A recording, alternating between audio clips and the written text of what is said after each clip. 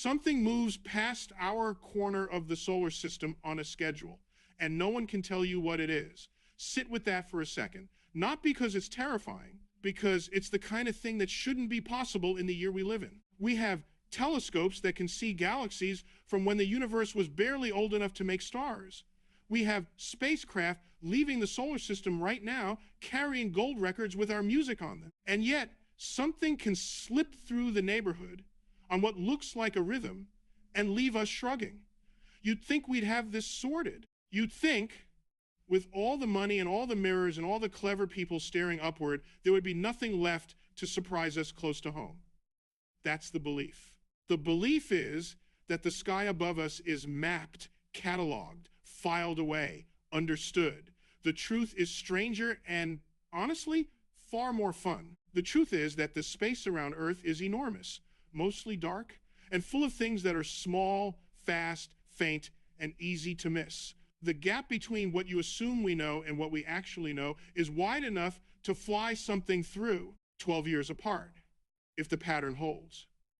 Let me put it another way, because I think the size of that gap is hard to feel until you've turned it over a few times. Picture the last time you lost your keys in your own house. Small house, bright lights, and still you search for 20 minutes. Now make the house 1 billion miles across, turn off nearly all the lights, and let the keys be smaller than a bus and moving faster than any bullet you can imagine. That's roughly the search we're talking about. And the strange, wonderful thing is that we ever find anything at all. And here's a detail that makes it stranger still.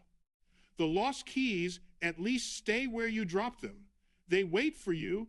The thing we're chasing does not wait. It's moving the whole time you're looking. So even a patch of sky you searched an hour ago might now have something in it that wasn't there before. You're not searching a still room. You're searching a room where the furniture drifts. That changes everything about how hard the job really is. So here's what I want to do. I don't want to sell you a mystery. I want to walk you through the reasoning step by step until you can see for yourself exactly how big that gap is and exactly where the edge of our knowledge sits. Because the edge is the interesting part. That's where all the wonder lives. Let's go find it together. Before we chase anything through the dark, we have to agree on something uncomfortable.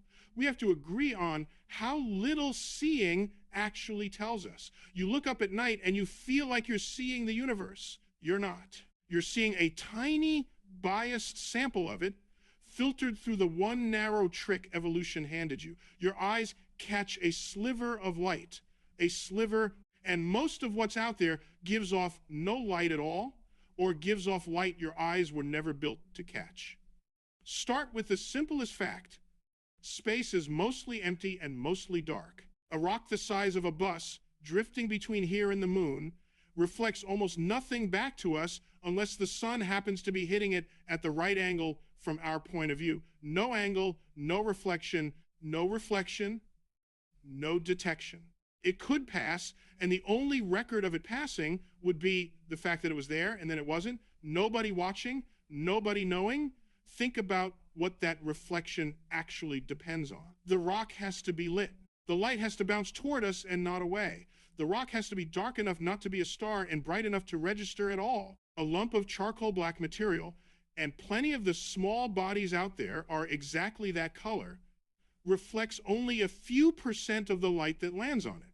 A few %. So even when the geometry is perfect, even when the sun is behind us and the object is lit like a stage, a dark little traveler can still be too faint to catch. Color matters, angle matters, timing matters, luck matters most of all. And there's a cruelty hidden in the geometry that I want you to really feel. The best time to see one of these objects, when it's fully lit from our side, is often the exact time it's on the far side of its path from us, which is to say when it's furthest away and faintest, and the time it's closest, when it would be brightest and easiest, is often the time it sits between us and the sun, lit from behind, showing us only its dark side, like the moon does when it's new and you can barely find it. So brightness and nearness fight each other. The object plays hide and seek not out of malice, but out of pure orbital geometry. The very moments you'd most want a clear look are often the moments the light refuses to cooperate. Now scale that up in your head. The distance from the Earth to the moon is about 250,000 miles. That already sounds big, but that's the doorstep. The solar system is a thing you measure not in miles, but in light years when you zoom out far enough. And even inside our own little system, you measure distances and how long light takes to cross them. Light, the fastest thing there is. Light from the sun takes 8 minutes to reach your face. Light from the outer edges of where the sun still holds sway takes more than a year. That's the scale of the room we're standing in. And we're trying to spot a pebble somewhere in that room, in the dark, with a flashlight that only points one direction at a time. Let me nail that scale down with a single comparison, because I think it earns its keep. If you shrank the sun to the size of a beach ball and set it on the ground in front of you, the Earth would be a peppercorn about 26 yards away. Jupiter would be a marble the length of a football field out. And the edge of the sun's realm, the far reaches where icy bodies drift in a vast cold ring we call the Kuiper Belt, would be miles down the road. Now go back to your peppercorn Earth and imagine trying to spot a grain of dust drifting somewhere in that miles-wide zone in the dark, and you begin to feel the honest odds. We are not lords of a map domain. We are people with a good flashlight standing in an enormous, mostly empty, mostly black room. Push that picture one step further, because the numbers keep humbling you. On that same shrunken scale, where Jupiter is a marble a football field away, the nearest other star, the next beach ball, would sit thousands of miles from you. Across an ocean, that's the emptiness. And into that emptiness, from time to time, something falls toward our beach ball from the direction of another one, crosses the whole miles-wide neighborhood in a matter of weeks, and is gone. If you weren't looking at the exact grain of dust at the exact instant it caught the light, you would never know it came at all. Here's the thing about telescopes that nobody tells you. A telescope sees a keyhole. A big, powerful telescope sees a very sharp, very detailed, very small keyhole. To find something new, something faint, something moving, you don't just need a good telescope. You need to be pointing it at the exact right patch of sky at the exact right moment, and you need to look twice, because the way you know something is moving is you photograph the same patch of sky twice and see what shifted. Everything that stays still is a star. The thing that moved between photos is the thing that's close. That's the whole trick. It's beautifully simple. And it means that anything we don't photograph twice, we simply never notice. Let me slow down on that trick, because it's the beating heart of how we find anything at all near home. Take a picture tonight. Take another an hour later of the same field. Lay them on top of each other. The stars, thousands of light years away, haven't budged, because at those distances, an hour of an object's motion is nothing you could ever see. But a rock a few 100,000 miles away, moving miles per second, will have crawled a visible distance across your frame. So one dot, and only one, has hopped. You circle the hopper, that's your candidate. Then you take a third picture to make sure it keeps moving in a sensible line and isn't just a speck of noise or a cosmic ray flash on your sensor. 3 looks, and you've caught a mover.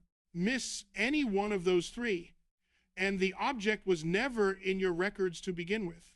And there's a deeper limit hiding inside that. The bigger and sharper a telescope's view, the smaller the patch of sky it can hold at once. Power and width trade against each other. A telescope that can read the faint galaxies at the dawn of time is looking through a straw. A telescope built to sweep wide patches of sky quickly gives up depth to do it. You can have a sharp small view or a shallow wide one, but you cannot easily have both, and so the sky gets searched in a patchwork, night by night, strip by strip, with the deep instruments staring at pinpricks and the wide ones skimming the surface. Between the deep straw and the shallow sweep, a great deal simply falls through. Think about what that trade-off costs us in practice. The whole sky, all the way around you, is a sphere with tens of thousands of times the area of the full moon. A wide survey camera might photograph a chunk of that sphere at a time, then move on again, working its way around over days. By the time it comes back to where it started, an object that was there on the first night may have wandered out of frame, and a new one may have wandered in. You are painting a moving picture one brushstroke at a time, and the picture keeps changing while you paint. No single glance ever holds the whole thing. There is no photograph of the entire near sky at one instant. There never has been. It doesn't exist. So let's be honest about the coverage. We do not watch the whole sky all the time at once. We watch pieces of it on rotation with gaps. There are stretches of sky near the glare of the sun that we basically cannot see at all, because pointing a sensitive instrument near the sun is like trying to spot a firefly next to a stadium floodlight. Things can approach from the direction of the sun and stay hidden until they're practically on top of us. This isn't a conspiracy, it's just geometry and light. The Copernican principle, that lovely, humbling idea that we're not in a special place and don't get a special view, applies right down to the everyday. We have an ordinary vantage point on an ordinary planet with ordinary limits.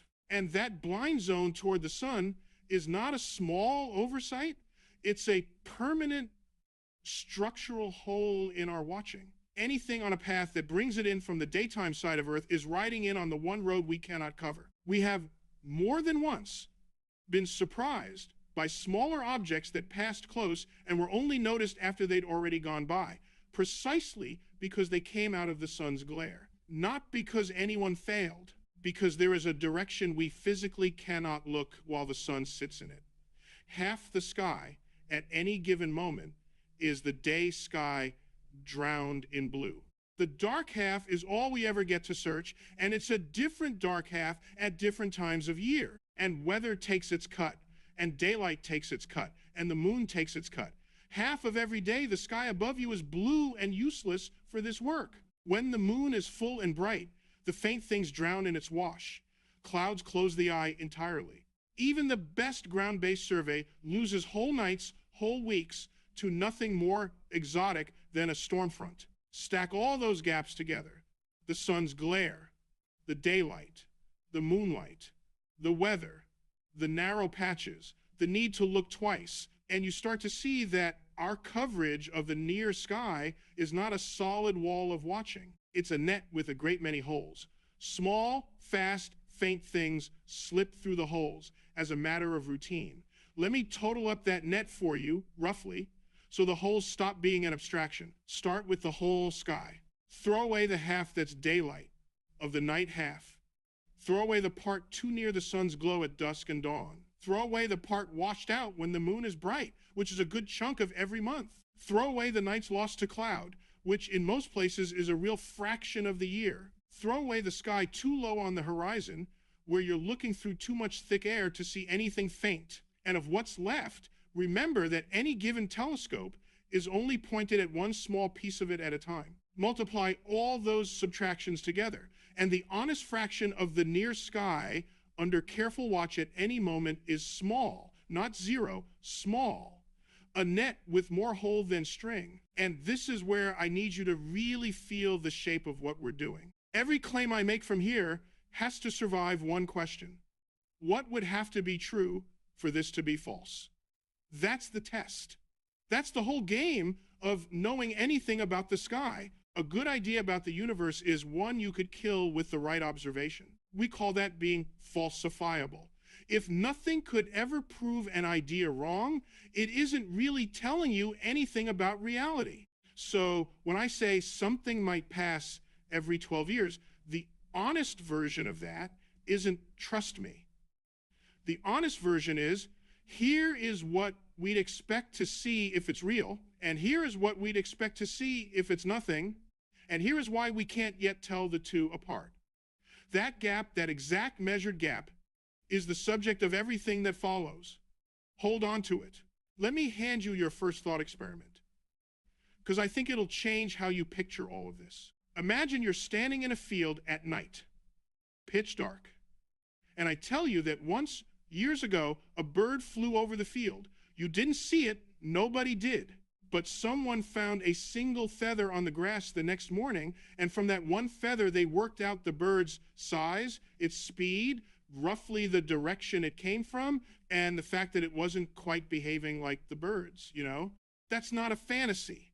That's essentially what happened a few years ago with a visitor from beyond the solar system entirely. An object came through, it came from another star. We know it came from another star because of its path. Everything gravity holds onto near the sun moves in a closed loop, an orbit, a shape that comes back around. This thing didn't come back around. It fell in from the outside on an open path, whipped past the sun, and left never to return. That open, one-way trajectory is the signature of something that doesn't belong to us, an interstellar object, a traveler from another system entirely, passing through, saying nothing, gone in weeks. Let me show you how we can be so confident about that path. Because it's not a hunch, it's arithmetic. Everything bound to the sun has a speed limit for its distance. Get too fast, and gravity can no longer hold you in a loop, and you fly off forever on an open curve. We call the crossing point escape velocity. This visitor came in faster than escape velocity relative to the Sunday. It was never going to be caught.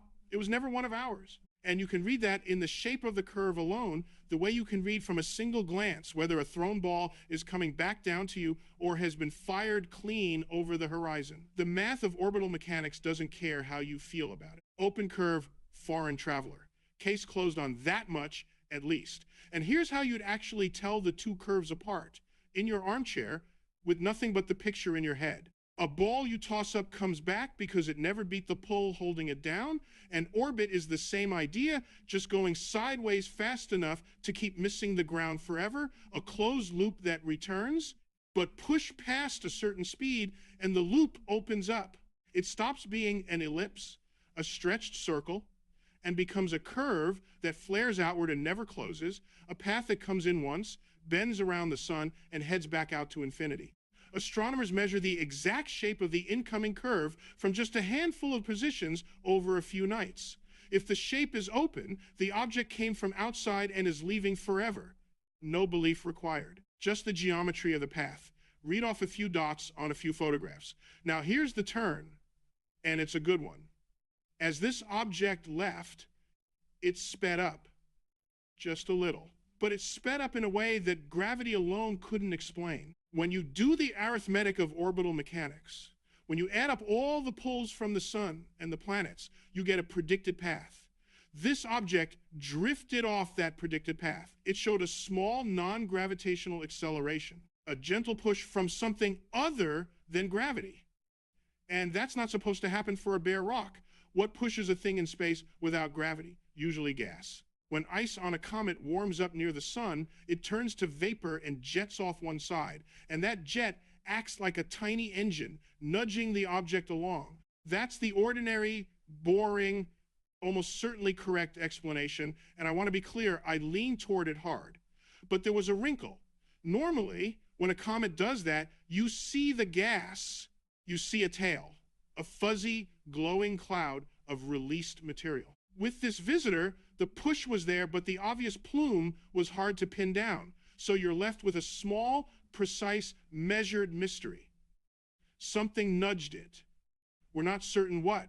Let me put the boring answer in front of you as fairly as I can, because fairness to the boring answer is the whole discipline.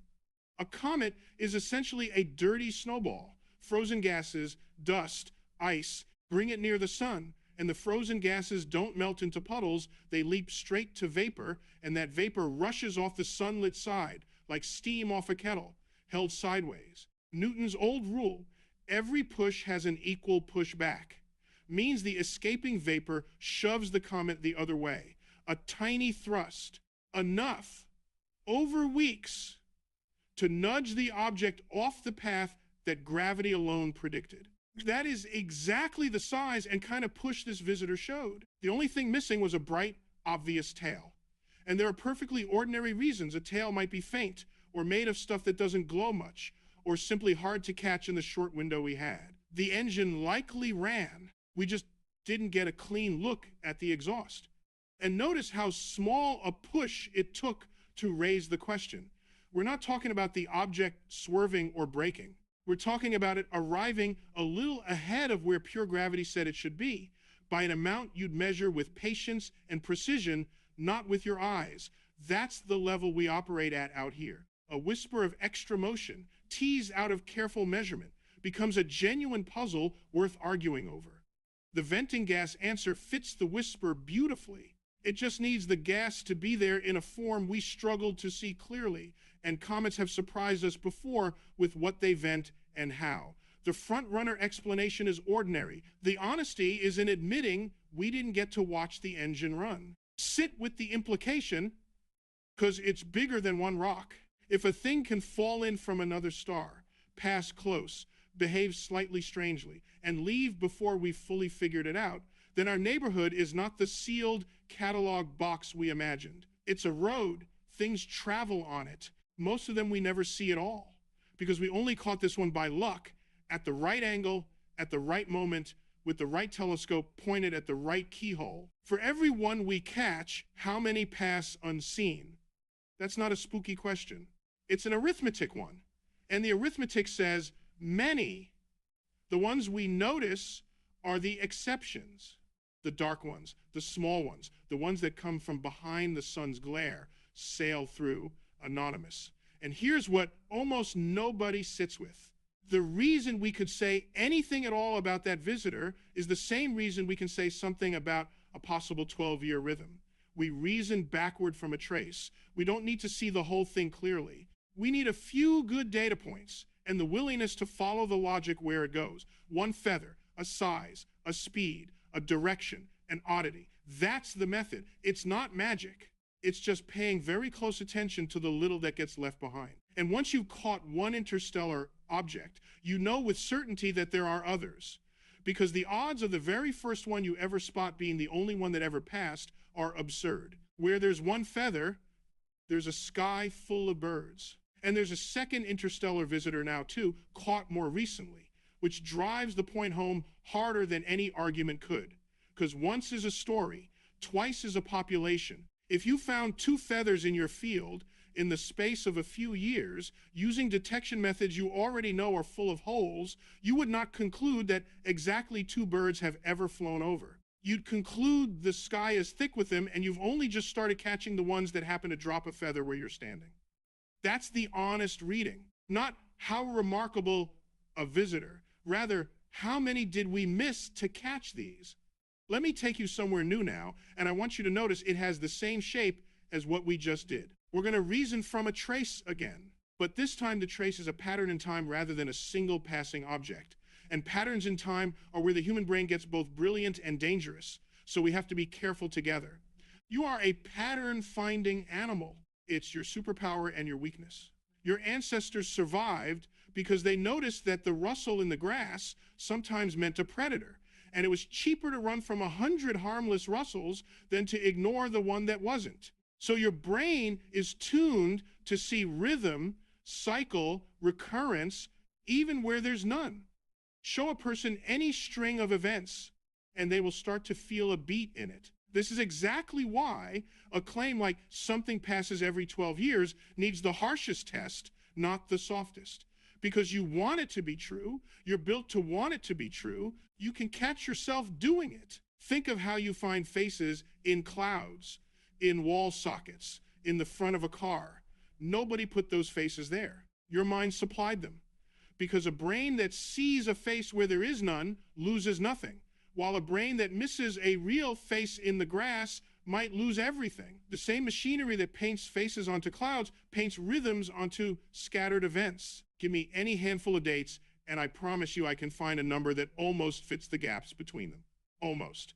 That almost is where nearly every false pattern lives. So we don't get to trust the feeling of rhythm. We have to interrogate it the way you'd interrogate a claim you desperately wanted to be true, precisely because you desperately wanted it to be true. Let me show you the trap in slow motion. Because seeing it once inoculates you. Suppose someone passing close was noticed in a certain year, then again 11 years later, then again 13 years after that. Your mind rounds. It says roughly 12 years each time. Close enough. There's the cycle. But 11 and 13 are not 12. A real orbit is not roughly. It's a clock. If the gaps genuinely wobble by a year or two in each direction, that's not a slightly imperfect cycle. That's very possibly no cycle at all. Three unrelated objects, your rounding, stitched together into a story. The looser you let the numbers be, the easier it is to find a pattern, and the less that pattern is worth. Precision is the enemy of the phantom. Vagueness is its friend. So how would we ever separate a real cycle from a trick of the mind? Here's the reasoning. A real, physical, recurring visitor would obey orbital mechanics. It would have to, if something genuinely returns near Earth every 12 years, then 12 years is its orbital period, the time it takes to go once around its loop, and an orbital period isn't a free number. It's locked by hard physics to how far out the object swings. The wider the loop, the slower and longer the trip. This is one of the oldest, most tested relationships in all of science. Give me the period, and I can tell you the size of the orbit.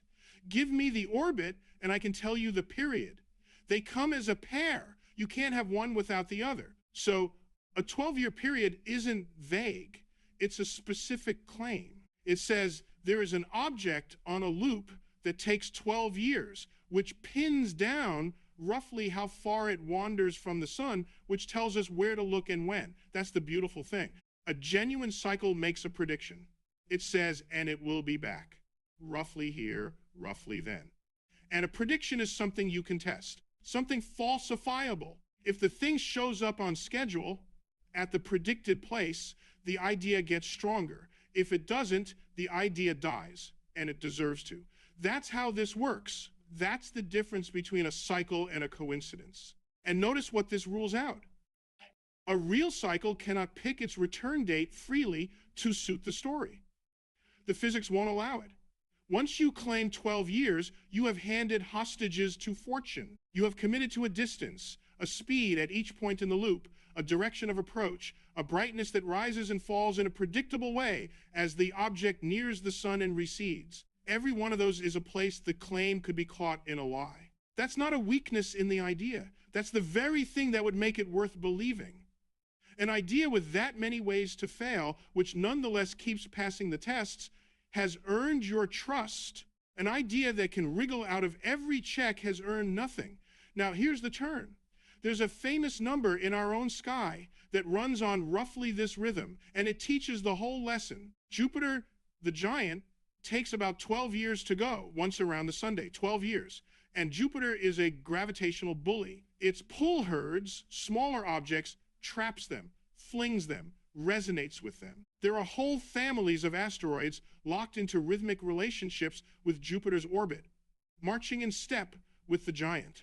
So if you found something in near-Earth space that seemed to have a 12-year beat, the very first thing an honest mind does is not shout unknown object. It asks, is this just Jupiter's fingerprint? Is this a rock that Jupiter shepherds, tugged into a rhythm that happens to bring it our way on the giant's own schedule? Let me make that shepherding feel real, because it's one of the loveliest facts in the whole system. Jupiter's so massive that it drags on everything smaller than itself over enormous distances. There are two great swarms of asteroids that share Jupiter's orbit exactly, running ahead of it and behind it, held in place by nothing but the balance of the giant's pull and the sun's. There are gaps carved into the asteroid belt, empty lanes, swept clean because any rock that wandered into them got kicked by Jupiter's rhythm again and again until it was flung elsewhere. The giant reaches across 500 million miles and stamps its 12-year signature onto the motion of countless smaller things. So a 12-year beat near Earth is not a strange fingerprint to find. It might be the most common fingerprint in the whole solar system. And here's the mechanism behind that stamping, because I don't want to just assert it. Imagine a smaller rock whose own natural loop around the sun happens to take exactly half of Jupiter's time, or a third, or 2/3. Then, every so many trips, the little rock and the giant line up in the same spot, and Jupiter gives it a tug in the same direction at the same phase, again and again. Small tugs, repeated in perfect step, add up the way a child on a swing goes higher when you push at exactly the right moment each time.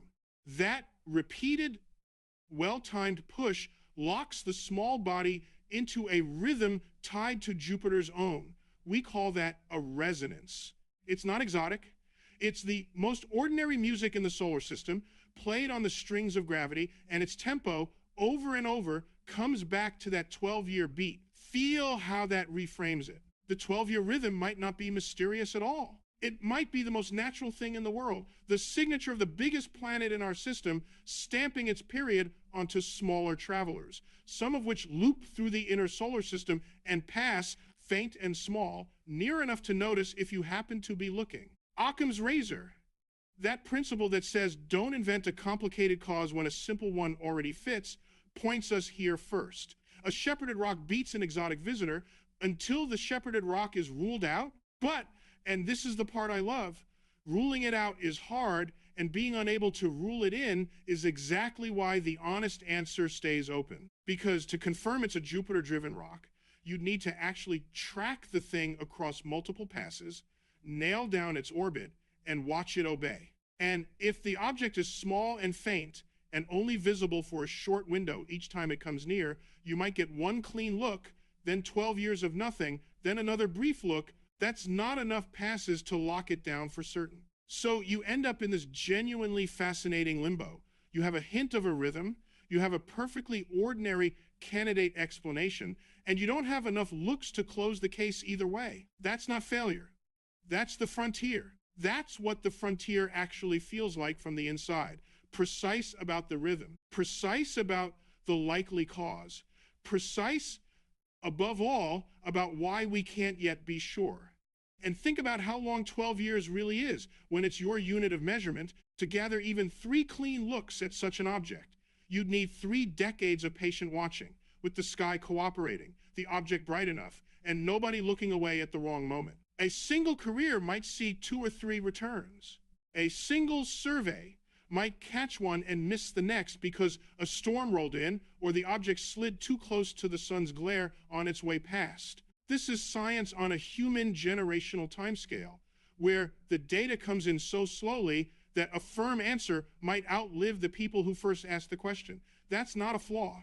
That's just the honest pace of a sky this big, watched by beings who live this short. And consider what a single missed return does to the story. Say the object was seen, then predicted to return, and then at the crucial pass, the moon was full, or clouds came, or it slipped behind the sun's glare. You've lost that data point forever.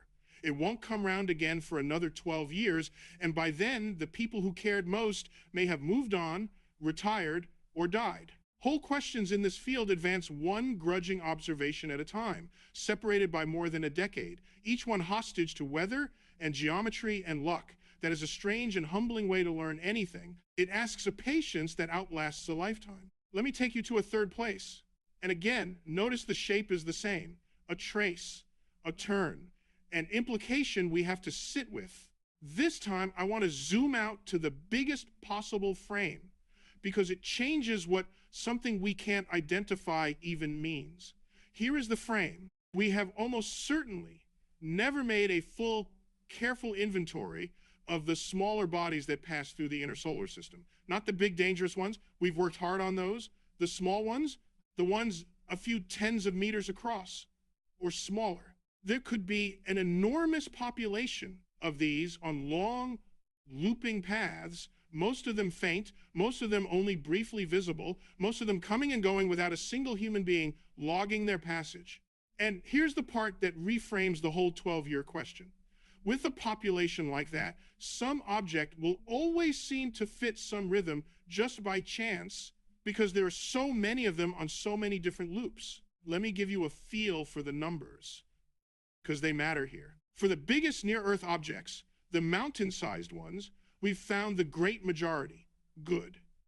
But as you go smaller, the fraction we've cataloged drops and drops. Down at the size of a house, of a bus, of a boulder, we've logged only a tiny sliver of what must be out there. The small ones outnumber the big ones enormously, the way there are far more pebbles on a beach than boulders. So the objects most likely to slip past unseen are also the most numerous. Put those two facts together, most numerous and least cataloged, and you get a near-Earth space that is quietly busy with faint traffic we have barely begun to count. Some of that traffic passes close, most of it nobody ever records.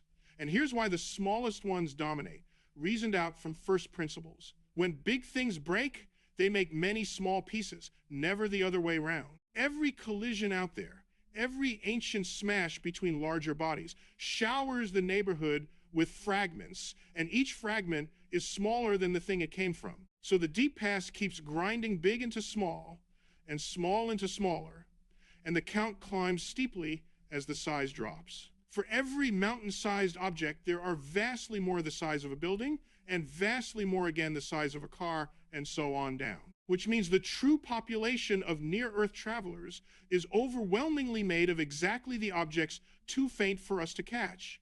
The sky's traffic is mostly gravel, and gravel is invisible until it's almost on top of you. So now we have a real tension, and I want you to hold both sides. On one hand, a genuine 12-year visitor would be a wonderful, testable, physical thing. On the other hand, in a sky full of faint, unlogged travelers, the appearance of a 12-year beat could be your pattern-hungry brain drawing a line through scattered dots. Both of these are live possibilities, and the only thing that separates them is data we mostly don't have yet. That's the honest shape of it. Now here's the turn, and it opens onto something much larger than one object. The reasoning tools we use to think about a possible recurring visitor are the same tools we use to think about the deepest question of all, which is whether anyone else is out there. Think about the Drake equation, that famous piece of reasoning that tries to estimate how many communicating civilizations might exist by chaining together a series of guesses. How many stars form? How many have planets? How many planets sit in the Goldilocks zone, the not too hot, not too cold band around a star where liquid water could exist? How many of those grow life? How many grow minds? The Drake equation isn't a fact machine.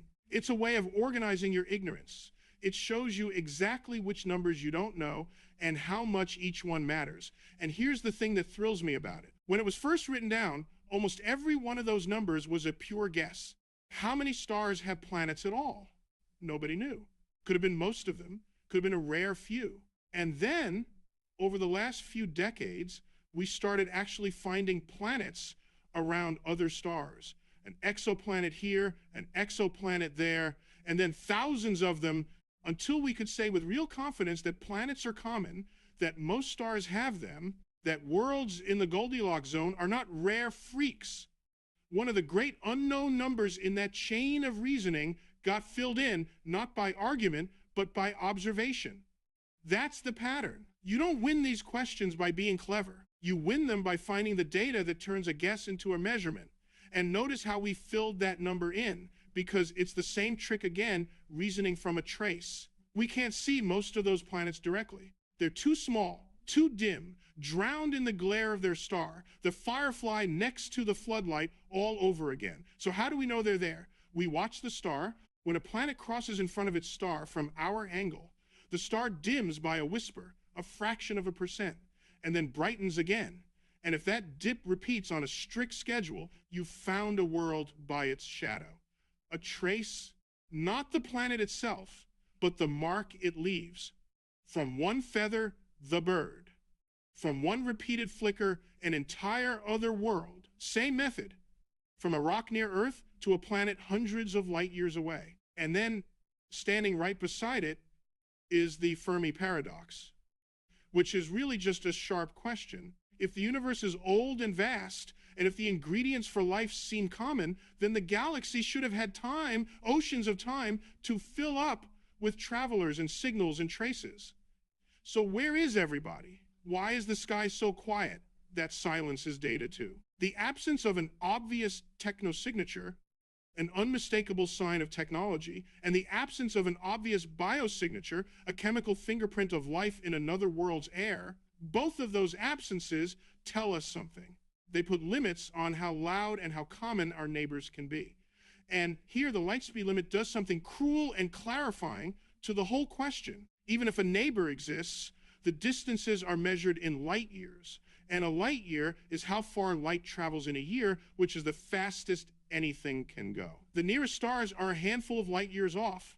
The far side of the galaxy is tens of thousands. So a signal sent when the pyramids were being built might only now be arriving, and a reply would take just as long to come back. The silence might not mean empty. It might mean the conversation is simply too slow for creatures who live as briefly as we do. Distance and time are the same currency out here. To be far away is to be long ago. That's not a technicality. That's the deep structure of the whole problem. And feel what the light speed limit does to the dream of travel, too, because it's the same arithmetic that governs our little visitor. To cross even to the nearest star at the kind of speed our fastest spacecraft manage would take tens of thousands of years. Tens of thousands. A journey longer than all of recorded history, just to reach the closest other beach ball across that ocean of emptiness. So when something falls into our neighborhood from another star, it has almost certainly been drifting between the stars for a span of time that dwarfs the whole human story. That interstellar visitor wasn't sent last Tuesday. It has been coasting through the dark, silent for perhaps millions of years, and it grazed us for a few weeks and left. The scales are simply enormous. That's not a decoration on the problem. That is the problem. Here's why this matters for our little 12-year puzzle. When something passes and we can't identify it, the temptation is to reach for the grandest explanation immediately, to leap, and I understand the leap. It's thrilling. But the whole discipline of thinking clearly about the cosmos is built to slow that leap down, not to kill the wonder, but to protect it. Because a mystery that turns out to be a shepherded rock is still glorious. It's Jupiter reaching across 500 million miles to nudge a pebble onto a path that grazes your planet on a rhythm. That's not a letdown. That's the machinery of the solar system revealing itself. Grand claims without a mechanism carry no weight here. But ordinary claims, fully understood, carry enormous beauty. And the honest position, the one that keeps you from fooling yourself, is to hold the mystery open. Name the ordinary explanation. Name why it isn't yet confirmed, and refuse to fill the gap with a story just because the gap makes you uncomfortable. That's the third thing worth sitting with. The size of what we haven't inventoried is the real headline. Not a specific unknown object, but the vast, faint, uncounted crowd of small travelers that our keyhole telescopes and our sun-blinded sky have simply never registered. In that crowd, rhythms appear and dissolve. And learning to tell a real one from a phantom is the same skill, exactly the same skill, that we'll need to tell a real signal of life from wishful noise. The stakes are the same, the discipline is the same. So let's bring these three threads together, because they've been pointing at one place the whole time, and I don't think you'll have seen it coming. The first thread was the interstellar visitor, a thing from another star caught by luck that behaved slightly strangely and left before we could be sure why. What it taught us was that our neighborhood is porous. Things pass through it, and we catch only the lucky few. The second thread was the 12-year rhythm and Jupiter's fingerprint. What it taught us was that a real cycle makes a hard, testable prediction, and that a shepherding giant can stamp its own period onto smaller bodies, so an apparent rhythm might be perfectly ordinary and still unconfirmed for want of enough looks. The third thread was the uncounted crowd of faint travelers, and the way our own pattern-hungry minds will find rhythm in randomness, and how the very same reasoning governs the deepest question of whether we're alone. Now watch where the three of them meet. They meet at a single, quiet, powerful truth. What we can know about the universe is limited not by the universe, but by our vantage point, our instruments, and our discipline. Every one of these threads is really a story about the edge of knowledge, where the keyhole stops, where the sun's glare begins, where the number of looks runs out, where the population becomes too faint to count, where the brain starts drawing lines that aren't there. That edge, that boundary, is the actual subject. The passing object is just the thing that makes the boundary visible. And here's the convergence I find genuinely thrilling. The same limits appear at every scale. Look at the very early universe. The James Webb Space Telescope has been catching light from galaxies so distant that the light left them when the cosmos was young, and that light is stretched, its waves pulled long by the expansion of space itself, an effect we call redshift. The further away, the more stretched, the older the light. And then there's a wall. Go back far enough and you hit the cosmic microwave background. The oldest light there is, a faint glow left over from when the universe first became transparent. You cannot see past it.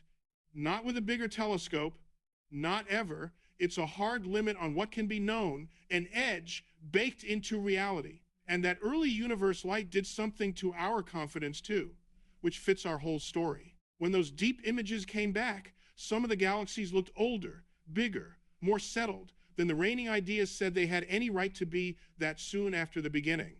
A surprise, not a catastrophe, a surprise, the good kind. The kind that says the picture in your head was incomplete and the universe just handed you a new data point that doesn't fit, and now you get to think harder. That's the same delight, scaled up to the whole cosmos, as an unexplained nudge on a passing rock. The frontier surprises you. That's how you know it's still the frontier. And there's another edge, subtler, running right through the middle of everything. Most of the matter in the universe gives off no light at all. We call it dark matter, and we know it's there only because of how its gravity bends the paths of stars and the paths of light itself. An effect called gravitational lensing, where a heavy unseen mass warps the space around it and smears the image of whatever lies behind. So even the stuff that makes up most of the cosmos is a thing we detect only by its shadow, by its pull, by the trace it leaves. Reasoning from a trace, again. The same method that gave us the interstellar visitor from one feather gives us the invisible scaffolding of the entire universe from the bending of light. One toolkit, every scale. And notice that dark matter is the deepest possible version of our little near-Earth problem. There, the thing was too faint to see. Here, the thing gives off no light at all, ever, by its nature, and yet we are not helpless in front of it. We watch how galaxies spin and find they spin too fast to hold together on the visible matter alone, so there must be more mass we can't see. We watch light from distant galaxies arrive bent and warped, as if it passed a lens made of nothing,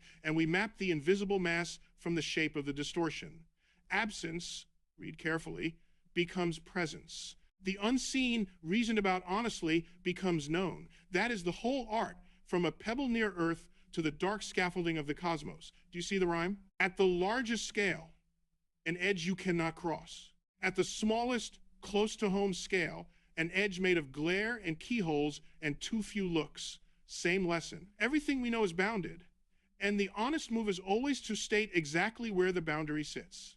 The wonder isn't in pretending we've seen past the edge. The wonder is in knowing precisely where the edge is and reasoning right up to it and no further. And there's one more piece that ties it shut: the tools.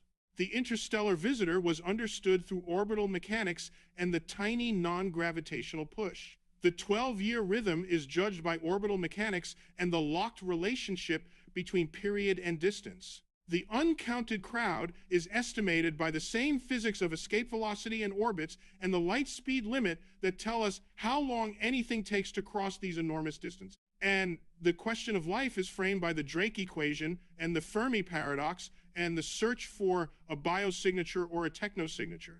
Different subjects, one toolkit, the toolkit of showing you're working, of reasoning from a trace, of asking what would have to be true for this to be false.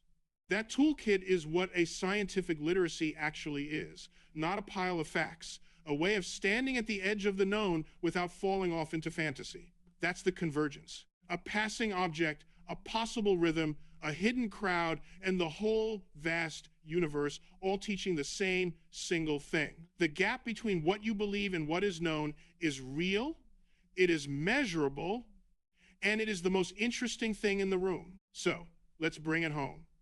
We started with something almost embarrassing to admit in our clever, well-instrumented age. Something might pass near Earth on a rhythm, and we can't tell you what it is. And the point was never to frighten you or to promise you a secret. The point was to walk you, step by step, out to the edge of what we actually know, so you could see the edge for yourself. We began by facing how little seeing tells us. Your eyes catch a sliver of light. Telescopes see a sharp, tiny keyhole. We photograph patches of sky twice and notice what moved. And everything we don't photograph twice, we simply never notice. There are whole regions near the sun we can barely watch at all. Daylight steals half the sky. The moon washes out the faint. Weather closes the eye. That's not a flaw in the story. That's the foundation. The sky is not the mapped sealed box you were told it was. It's an enormous dark room. We search with a narrow flashlight, one direction at a time. Then we followed a real visitor from another star, an interstellar object on a one-way path, gone in weeks, that sped up a little in a way gravity couldn't fully explain, almost certainly venting gas like a comet, possibly something we still haven't fully pinned down. And the lesson wasn't the visitor. The lesson was the method. From one trace, a size, a speed, a direction, a small oddity, we reasoned out a great deal. One feather from a bird nobody saw fly. That's how you know things about a neighborhood you can barely watch. And we saw that one caught visitor, and then a second implies a sky full of uncaught ones, because being the only ones would be an absurd coincidence. Then we took on the rhythm itself, and we let our own minds be the suspect. You are built to find patterns, even where none exist, the same way you find faces in clouds. So a claim about a 12-year beat deserves the harshest test, not the softest. A real cycle is an orbital period locked by hard physics to a specific size of loop, which makes a specific prediction about where and when the thing returns. Testable, falsifiable. And we found the most natural candidate sitting right there, Jupiter, the giant, on its own roughly 12-year loop, shepherding smaller bodies into rhythms that stamp its period onto them, the way it herds whole swarms of asteroids and carves empty lanes in the belt through the patient music of resonance. The simplest explanation, by Occam's razor, and still unconfirmed, because a faint object glimpsed once every 12 years doesn't give you enough looks to close the case in a single human lifetime. Then we widen the lens to the uncounted crowd, a likely huge population of small, faint travelers we've never logged, most numerous exactly where we've cataloged the least, because collisions grind big into small forever, so the sky's traffic is mostly invisible gravel. In a crowd like that, some object will always seem to fit some rhythm just by chance.